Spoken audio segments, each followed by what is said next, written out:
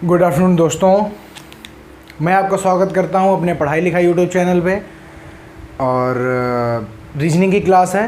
तो पिछला जो रीजनिंग का टॉपिक चल रहा था वो चल रहा था हमारा अल्फ़ाबेट ख़त्म हो गया था। उसके बाद अब जो नया टॉपिक चला रहे हैं वो चला रहे हैं डाइस। ठीक है, जो नया टॉपिक है वो है डाइस, पासा। पासा जो है बहुत ही अच्छा टॉपिक है और जो छोटे तबके के जो भी एग्ज़ाम है, जैसे कोई भी अगर एग्ज़ाम ले लो, बार बार कहने कोई वो नहीं है, तो सब में पूछा जाता है। और डाइस थोड़ा सा कन्फ्यूजिंग है, थोड़ा सा है। अगर उसकी ट्रिकें आपको पता चल जाएं तो आप ईज़िली आराम से कोई भी क्वेश्चन को आराम से टैकल कर सकते हो। ठीक है, तो ज़्यादा कठिन नहीं होता है और सरल होता है, लेकिन अगर ट्रिकें पता हैं तो। ठीक है, तो चालू करते हैं आज हम डाइस। ठीक, डाइस का पहला पार्ट है, बहुत ही अच्छी तरीके से पढ़ेंगे, आराम से पढ़ेंगे, सुंदर तरीके से, ताकि सब कुछ समझ में आ जाए। ठीक है, चलो पहला क्वेश्चन।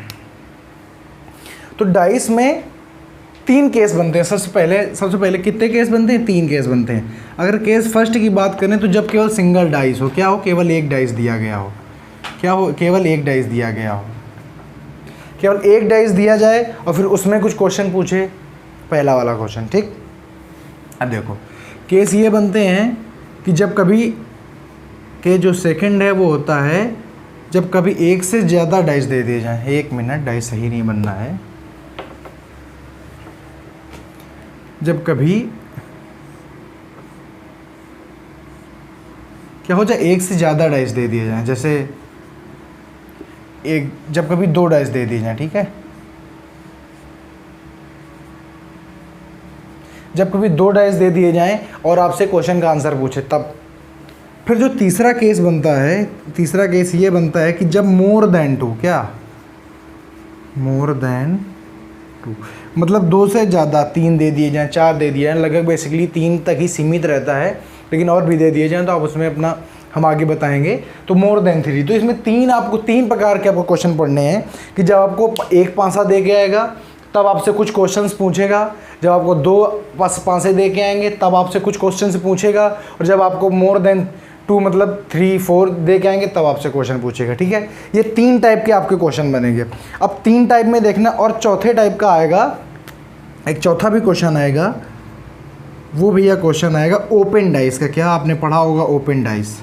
तो ये क्वेश्चन आएगा ओपन डाइस का, जब पासा खोल दिया जाता है, मतलब पासे की हम हर कोर को उसमें दिखाने लगते हैं, हम हर एक सरफेस को उसमें दिखाने लगते हैं, तो हो जाता है ओपन पासा। ठीक है, ओपन डाइस हो जाता है। तो 4 प्रकार के क्वेश्चन आएंगे, 1 वाला, 2 वाला, मोर देन 2 वाला और ओपन डाइस वाला। तो हम चालू करेंगे सबसे पहले अपने 1 वाले से। ठीक, चलो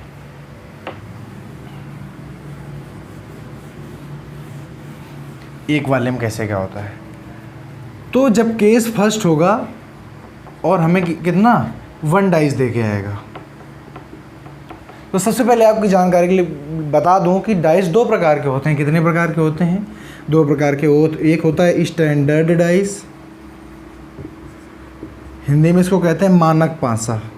क्या कहते हैं? मानक पासा। और दूसरा होता है जनरल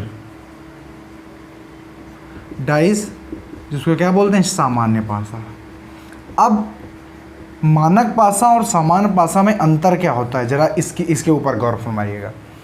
क्या होता है मानक पासा और क्या होता है सामान्य पासा? जब एक पासा आएगा तो तब सबसे पहले पासे के कितने टाइप होते हैं? 2 टाइप होते हैं।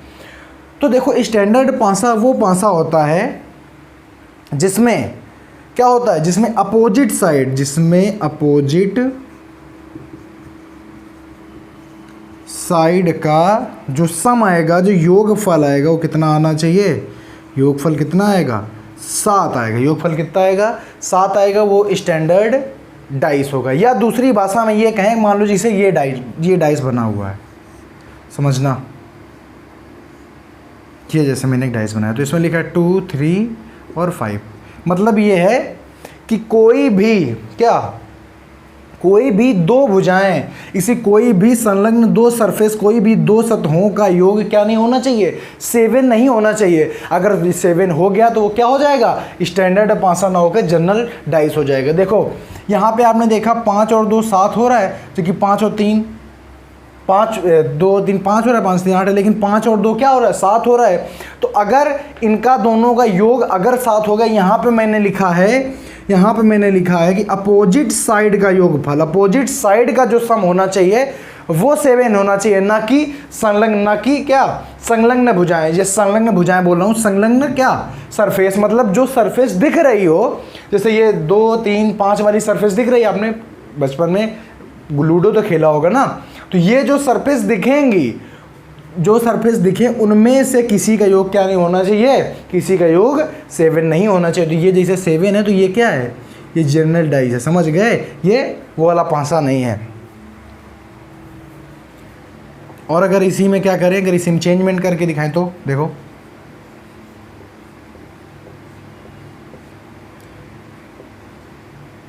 अब देखो यहाँ पे, तो यहाँ पे हमने देखा, यहाँ पे मैंने देखा कि 2 और 1 और 4, तो 2 4 2 6 4 1 5 1 3, मतलब किसी भी संलग्न सरफेस का, संलग्न सतह का कोई भी जो 2 संलग्न सतह हैं उनका सम क्या नहीं आ रहा है, 7 नहीं आ रहा है, समझ रहे हो।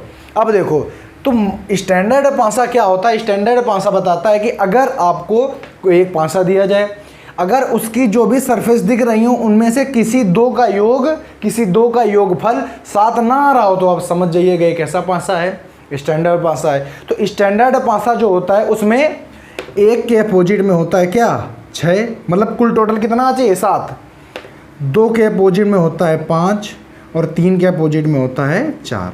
ऐसे ही 6 के अपोजिट में 1, 5 के अपोजिट में 2 और 4 के अपोजिट में 3। समझ गए कि नहीं समझ गए मानक पासा में।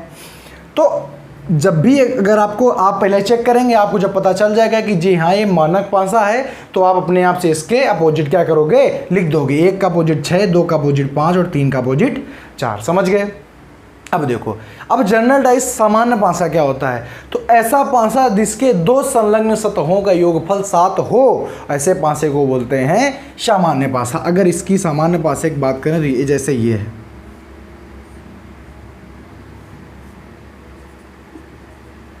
ये देखो, तो इसमें देखो संलग्न सतहें, देखो ये यही तो है संलग्न सतहें, मतलब जितनी सतहें ऊपर दिखाई दे रही हैं उनमें से किसी भी 2 का योगफल अगर 7 आ जाएगा तो वो सामान्य पासा हो जाएगा, वो मानक पासा नहीं बचेगा। और जब मानक पासे में अगर योगफल किन्हीं भी 2 का, जैसे इनका किन्हीं भी 2 का योग अगर 7 आ गया, तो इनका तो 5 था, इनका 8 था, लेकिन इनका दोनों का योग कितना आ गया, इनका दोनों का योग 7 आ गया। जब इनका योग आ गया 7, तो मतलब ये क्या है, ये सामान्य पासा। तो अब अगर मैं कहूँ कि 2 का अपोजिट बताओ, तो 2 का अपोजिट अब भूल से 5 मत कह देना, क्योंकि ये स्टैंडर्ड पासे में होता है। स्टैंडर्ड पासे की एक प्रॉपर्टी होती है कि इसकी अपोजिट साइड का योगफल कितना होगा, 7 होगा। इसीलिए अगर 1 है तो अपोजिट साइड का कितना 7 होता है, जिसके अपोजिट में क्या आएगा, 6 आएगा। अगर 2 है तो इसके अपोजिट में 5 आएगा, अगर 3 है तो इसके अपोजिट में 4 आएगा, और ऐसे ही इस इधर भी 6 का 1, 2 का, ऐसा समझ गए। अब यहाँ पे देखो, तो यहाँ पे अगर आपको पता चल गया क्या है, ये सामान्य पासा है, ठीक। अब देखो आगे पता चला, अब देखना क्वेश्चन आएगा, सामान्य पासा और मानक पासा पहचानना समझ गए, तो जी हाँ समझ गए। अब देखो आगे, जिसको लिखना हो लिख सकता है, स्क्रीनशॉट करना हो कर सकता है। देखो, तो अब देखो क्वेश्चन कैसे पूछा जाएगा। क्वेश्चन पहला आ गया कि हमें 4 पासे दे के आ गए,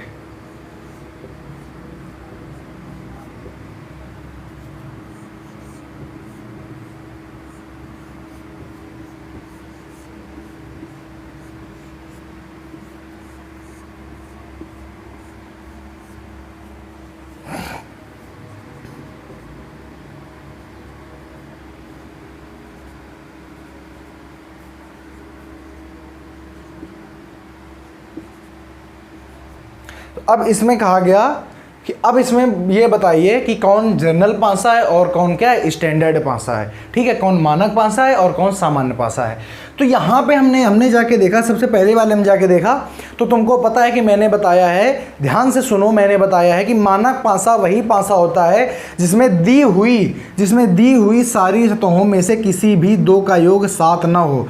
तो 9 और 5 3 8, लेकिन 4 3 7, तो इसमें एक संलग्न सतह का, मतलब जो दिखाई दे रही थी मोटी भाषा में जो दिखाई दे रही थी उनमें से 2 सतहों का योगफल 7 आ गया है। इसलिए क्या है, इसलिए ये एक जनरल डाइस है, मतलब क्या है ये, सामान्य पासा है। समझ गए कि नहीं समझ गए?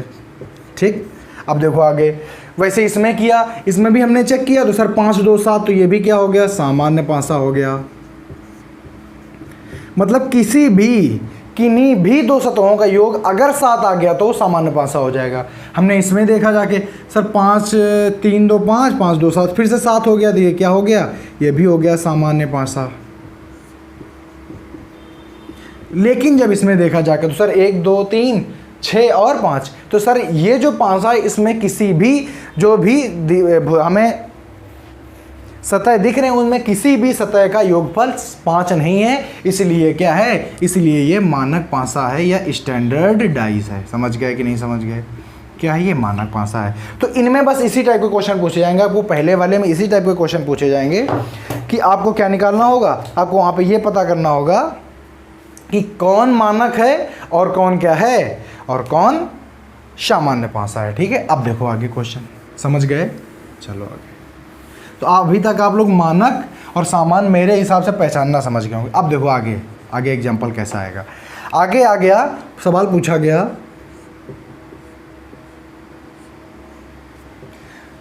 पूछा गया 1 2 3, दूसरा क्वेश्चन 3 4 क्वेश्चन एक साथ लिखते हैं।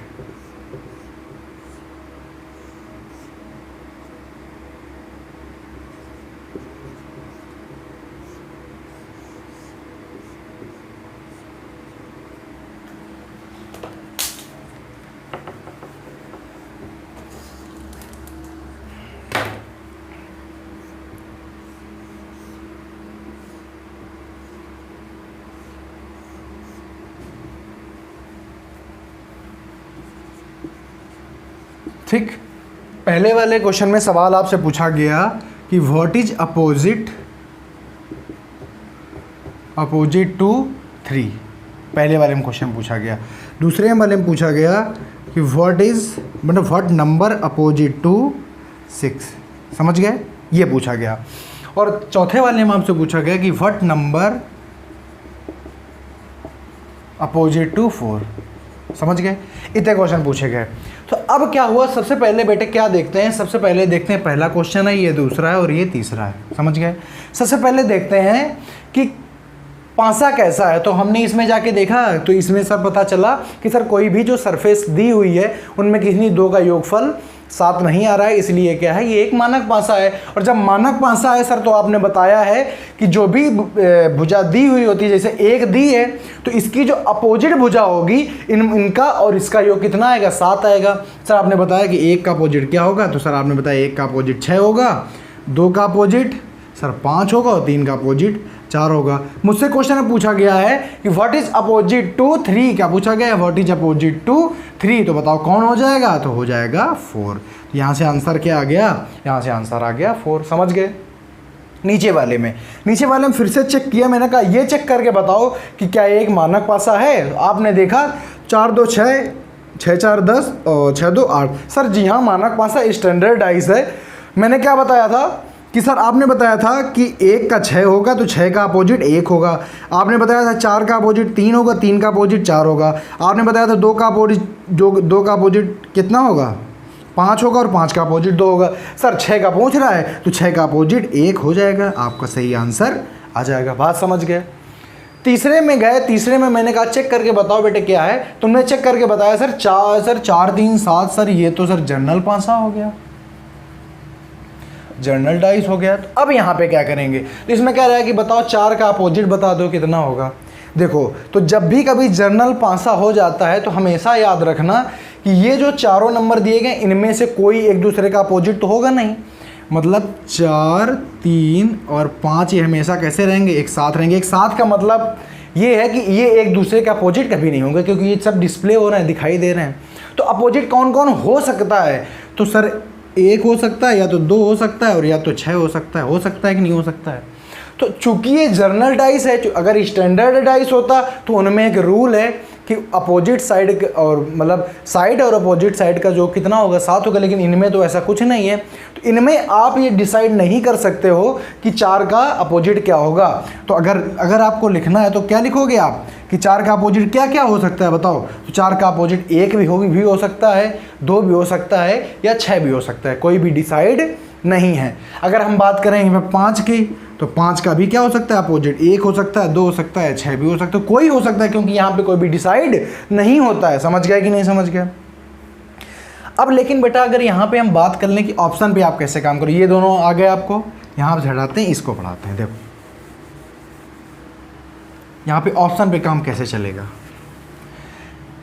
मैंने मान लिया आपको ऑप्शन दिए गए थे 1 2 3 और 4, 1 2 3 और 4। तो पहले ऑप्शन दिए गए थे 4 या 5, दूसरा 2 या 6, 2 और 4। समझ गए। दूसरे ऑप्शन दिए थे 1 2 6 सी एंड डी। ठीक है, कैन नॉट डिसाइड। तो अब यहाँ पे जब देखने गए तो हमने आपको क्या बताया कि जो डिस्प्ले हो रहे हैं मतलब 4 5 और 3 एक दूसरे का अपोजिट तो हो ही नहीं सकते। तो हो कौन कौन सकते हैं, तो या तो 1 हो सकता है, या तो 2 हो सकता है, या तो 6 हो सकता है। तो यहाँ पे पहला ऑप्शन है 4 या 5, क्या 4 5 कभी भी 4 के अपोजिट हो सकते हैं, तो कभी हो ही नहीं सकते, तो ये तो ऐसे ही गलत हो गया। अब बात करें अगर 4 की, तो क्या 4 का अपोजिट 4 हो सकता है, तो गलत हो गया। बात करें 2 की, तो जी हाँ 2 हो सकता है। और बात करें 2 और 6 की, तो 2 और 6 भी हो सकता है। तो अब यहाँ पे 2 ऑप्शन आ गए, यहाँ पे क्या आ गए, 2 ऑप्शन आ गए। किसी को भी आप विश्वास से ये नहीं कह सकते हो कि ये सही है या ये सही है, तो आप यहाँ पे आंसर अपना नहीं दे पाओगे। बात समझ गए। अब अगर बात करें दूसरे टाइप का, ये ऑप्शन अगर दिया हुआ है, यहाँ पे 1 भी दिया है, 2 भी दिया है, 6 भी दिया है, तो 1 2 6, लेकिन हमेशा याद रखना 1 भी हो सकता है, या 2 भी हो सकता है, या 6 भी हो सकता है। तो किसी को भी आप पूरी विश्वास तरीके से नहीं कह सकते हो कौन होगा, तो यहाँ पे आंसर होगा कैन नॉट डिटरमाइंड। इसमें कोई ऐसा रूल नहीं है जो रूल ये बता दे कि 1 सही होगा या 2 सही होगा या 6 सही होगा, मतलब कौन अपोजिट होगा, कोई ऐसा रूल ही नहीं है और आप डिसाइड नहीं कर सकते हो। तो कभी ये बेवकूफ़त मत कर बैठना कि एक को सही कर दो कि बड़ा है तो बड़े वाले को सही करना। कैन नॉट डिटरमाइंड, समझ गए, कैन नॉट डिफाइन। समझ गए। अब देखो आगे, समझ गए ऑप्शन वाला।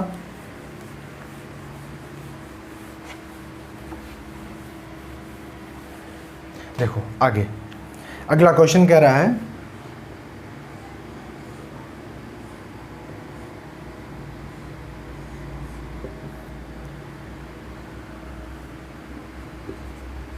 एक 2 और 6। क्वेश्चन पूछा गया है अपोजिट टू 5 क्वेश्चन मार्क। तो मैंने कहा कि चेक करो जाके, तो आपने कहा 5 1 6 सर क्या है, सर सामान्य पासा है। क्या है, सामान्य पासा है। तो अब तो जब सामान्य पासा है मतलब, अब देखो जब सामान्य पासा है इसका मतलब ये क्या है कि 1 2 1 6 और 2 हमेशा कैसे रहेंगे, साथ रहेंगे। ये दोनों एक दूसरे का अपोजिट नहीं हो सकते हैं। तो 2 1 और 6 तो एक दूसरे का अपोजिट होने से रहे, तो कौन कौन हो सकते हैं, तो 3 हो सकता है, 4 हो सकता है और 5 हो सकता है। समझ गए। तो यहाँ पे 5 का अपोजिट पूछ रहा है, तो बताओ 5 का अपोजिट क्या हो सकता है। तो 5 का अपोजिट या तो 2 हो सकता है, या तो 1 हो सकता है, या तो 6 हो सकता है। बात तो यही है ना, जब ये इसके अपोजिट हो सकते हैं तो इसका अपोजिट ये नहीं हो सकते, तो बिल्कुल हो सकते हैं। तो अगर बात करें 5 के अपोजिट की, तो क्या क्या हो सकता है, 2 हो सकता है, 1 हो सकता है, 6 हो सकता है। लेकिन आप यहाँ पे भी डिफाइन नहीं कर सकते हो, आप विश्वास के साथ में ये नहीं कह सकते हो कि यही सही है। समझ गए, समझ गए कि नहीं समझ गए। तो इसलिए ये वाला क्वेश्चन ऐसा है। अब यहाँ पे आपके ऑप्शन चलेंगे। अगर बाय द वे मान लो आपका ऑप्शन कुछ ऐसे करके आ गया, पहला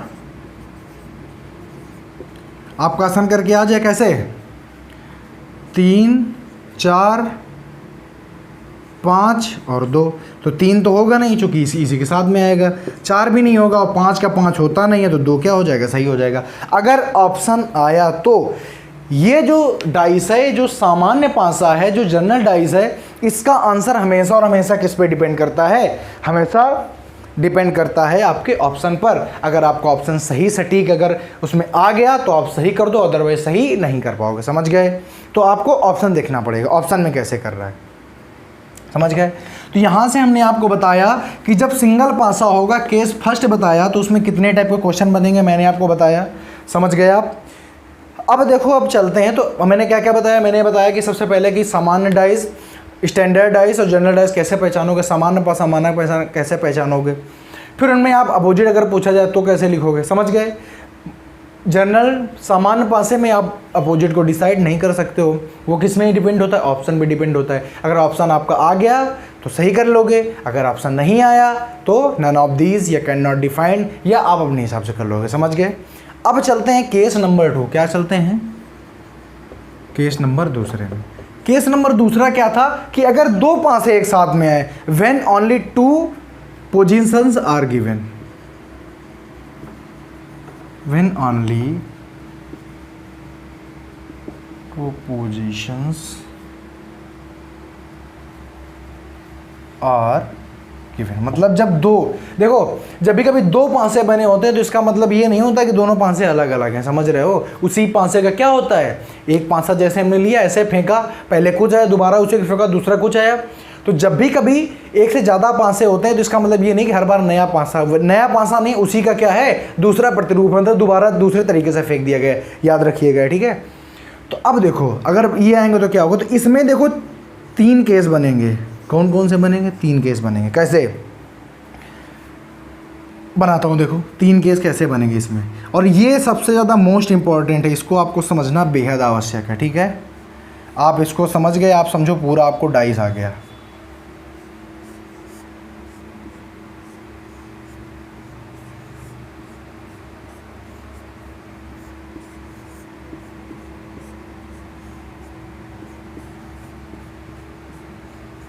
ठीक,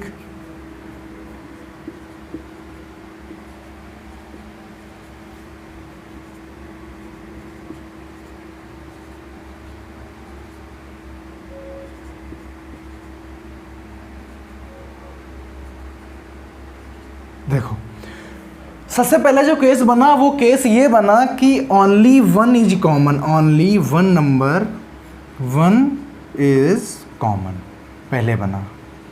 मतलब कहने का ये है कि जब दोनों डाइस में कोई भी एक नंबर कॉमन है, जैसे इसमें आप देख सकते हैं 1 2 5 और 2 3 5, मतलब 5 जो है वो दोनों में क्या है, कॉमन है। तो पहला केस बनेगा जब दोनों में एक क्या हो, जब दोनों में एक नंबर कॉमन हो। दूसरा क्या बनेगा, व्हेन ओनली 2 इज कॉमन। तो कह रहा है कि जब 2 कॉमन, जैसे इसमें देखो, इसमें आप देख रहे होंगे कि इसमें 2 कॉमन है। कौन कौन से, 5 2 5 और 2 कॉमन है। तो दूसरा केस इस पे, दूसरे सवाल इस पे बनेंगे कि जब हमारा 2 केस कॉमन, 2 नंबर जब हमारे कॉमन होंगे दोनों, जैसे इसमें 5 और 2 कॉमन थे, इसमें भी 5 और 2 कॉमन थे। ऊपर वाले में क्या, कितना कॉमन था, 1 कॉमन था, 5 और 5 कॉमन था। ठीक है। तीसरा केस बनेगा जब नो कॉमन, क्या, जब भी कोई भी ऐसा नंबर नहीं रहेगा जो दोनों में एक जैसा होगा, दोनों में कोई सिमिलरिटी नहीं रहेगी। तो जब आपके 2 पासे आएंगे तो 2 पासे में 3 केस बनेंगे। वो तीनों केस यहाँ पे लिखे हैं। अब हम डिस्कस करेंगे एक एक केस को। ठीक है, चलो सबसे पहले हम पहला केस लेके चलते हैं। समझ गए। सबसे पहले मैं आपको बताता हूँ क्या क्या है और उसके बाद में कैसे इसको करेंगे। ठीक है, समझ गए। तो पहला क्वेश्चन लेते हैं। अगर हम इसी क्वेश्चन को लेते हैं, इसी ये जैसे क्वेश्चन दिया गया है, अब इसमें ये पूछ लिया गया, इसमें पूछा गया कि व्हाट इज अपोजिट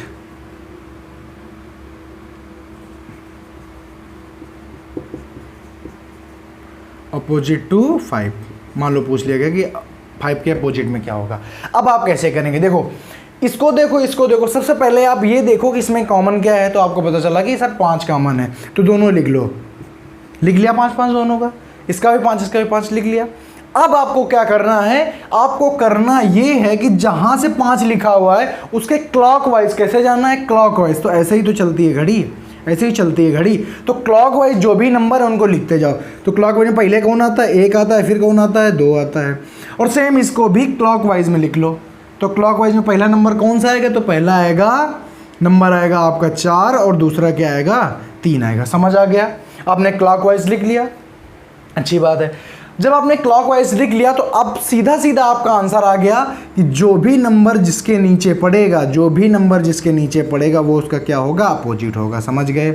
तो 2 का अपोजिट 3, 1 का अपोजिट 4, तो बताओ 5 का अपोजिट क्या बनेगा? तो जो नंबर मिसिंग नंबर है, क्या है? जो मिसिंग नंबर है, जो अभी यहाँ पे दिखाई नहीं दे रहा है, तो 5 का अपोजिट क्या हो जाएगा? क्या नहीं दिखाई दे रहा है इसमें? तो 6 नहीं दिखाई दे रहा है, तो 5 का अपोजिट क्या हो जाएगा?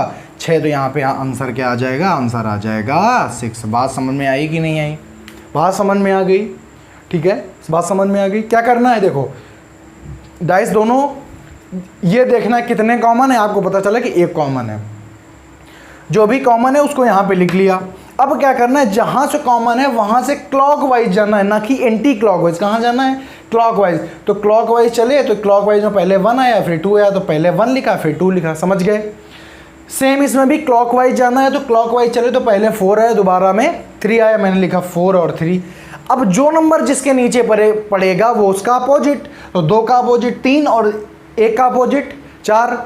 अब बचा 5, तो जो भी मिसिंग नंबर हो 5 का अपोजिट हो जाएगा। समझ गए? तो 5 का मिसिंग नंबर क्या है यहाँ पे? तो 6 सर जी मिसिंग है, इसीलिए जो 6 होगा वो क्या हो जाएगा? इसका अपोजिट हो जाएगा। समझ गया कि नहीं समझ गया? चलो एक और क्वेश्चन। लेकिन अब देखो क्वेश्चन पेपर में आपको ऐसे नहीं आएगा। पेपर में कैसे आएगा ये जरा समझो। बात समझ गए ना? समझ गए कि हम क्या बता क्या रहे हैं, क्वेश्चन चल कौन से रहे हैं। पहली बात तो 2 डैश दिया जाए और जब ओनली 1 इज क्या हो? कॉमन हो। समझ गए? आज के वीडियो का लास्ट क्वेश्चन क्या है आज का?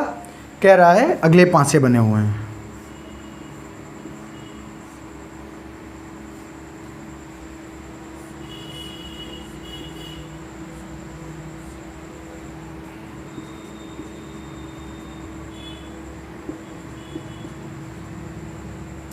और कह रहा है ये बताओ, ये है फिगर नंबर 1, ये है फिगर नंबर 2। तो कह रहा है कि बताओ फिगर नंबर 1 पे सबसे नीचे क्या है? तो कह रहा है कि बताओ आकृति 1 में, आकृति 1 में कह रहा है कि निचली सतह पर, निचली सतह पर कौन सा अंक है? कह रहा बताओ कौन सा अंक है। तो अब क्या देखना है? तो सबसे पहले अपना सिस्टम लगाओ तभी तो पता चलेगा। तो इसमें देखो कितने कॉमन है? तो सर जी 1 कॉमन है। कौन सा कॉमन है? 4 कॉमन है। मैंने कहा था 4 4 लिखो, तो यहाँ पे लिखा 4, यहाँ भी 4 लिखा। मैंने कहा था क्लॉकवाइज चलना है। कैसा चलना है? क्लॉकवाइज। तो क्लॉकवाइज चला सर जी 2 और सर जी 3। यहाँ भी क्लॉकवाइज, तो पहले 5 आया और फिर क्या आ गया? 6 आ गया। तो यहाँ से पता ये चला कि सर जी 3 के अपोजिट में 6 है और इसके अपोजिट में क्या है? 5 है और इसके अपोजिट में क्या है? 1 है। ठीक, सब पता चल गया। कह रहा है फिगर नंबर 1 में निचली सतह पर, तो ये बताओ ये है टॉप, तो यही तो होगा इसका नीचे बॉटम, यही तो होगा। तो जो 3 के अपोजिट में होगा वही तो फिगर 1 की निचली सतह पे होगा। तो जी हाँ, निचली सतह पर वही होगा। तो इसलिए इसका आंसर हो जाएगा 6 के आंसर हो जाएगा, क्योंकि 3 का अपोजिट 6 है और यहाँ पे 3 क्या है? टॉप पे है। तो बॉटम पे कौन होगा? जो कि 3 पे, जो कि 3 के क्या होगा? अपोजिट होगा। तो इसलिए आंसर आ जाएगा 6। आज का वीडियो यहीं तक। बहुत अच्छे अच्छे आगे कॉन्सेप्ट लेकर रखे आएंगे, सारी चीज़ें बहुत विधिवत समझाई जाएंगी। तो फिलहाल तब तक के लिए हैंड रिटन नोट्स बनाइए। नोट्स बहुत ज़रूरी हैं। देखो नोट्स अगर आप नहीं बनाओगे तो फिर आप कुछ नहीं कर पाओगे। नोट्स पक्का बनाइए, रिवाइज करिए, बार बार रिवाइज करिए और जिस भी बुक से आपको लगाना उस बुक से आप लगाइए। हालांकि कुछ दिन बाद हम अपना स्टडी मटेरियल भी आपको प्रोवाइड कराएंगे। प्रैक्टिस मतलब एक प्रैक्टिस सेट टाइप का देंगे। हर एक टॉपिक का जैसे ख़त्म हुआ करेगा उसका प्रैक्टिस सेट देते जाएंगे, उसे रिवाइज करते जाओ। और मैं प्रयास कर रहा हूँ कि हर एक जैसे चैप्टर ख़त्म हो जाए तो उसके बाद एक जरा प्रैक्टिस सेशन लगा दिया जाए, ताकि आपकी थोड़ी सी और चीज़ें इंप्रूव हो जाएँ। तो ये बहुत ही जल्दी हम प्रयास करने वाले हैं। चीज़ें तैयार हो रही हैं, उसमें थोड़ा सा टाइम लगता है। तो इसलिए फ़िलहाल के लिए क्लास पढ़ें और जो भी आपके पास बुक अवेलेबल है उससे लगाएं। चैनल को सब्सक्राइब करें, बेल आइकन दबाएं। बार बार वही चीज़ कहनी पड़ती है। सब्सक्राइब करें, बेल आइकन दबाएं और बाकी हंसते रहें, मुस्कुराते रहें। जय हिंद, नमस्कार।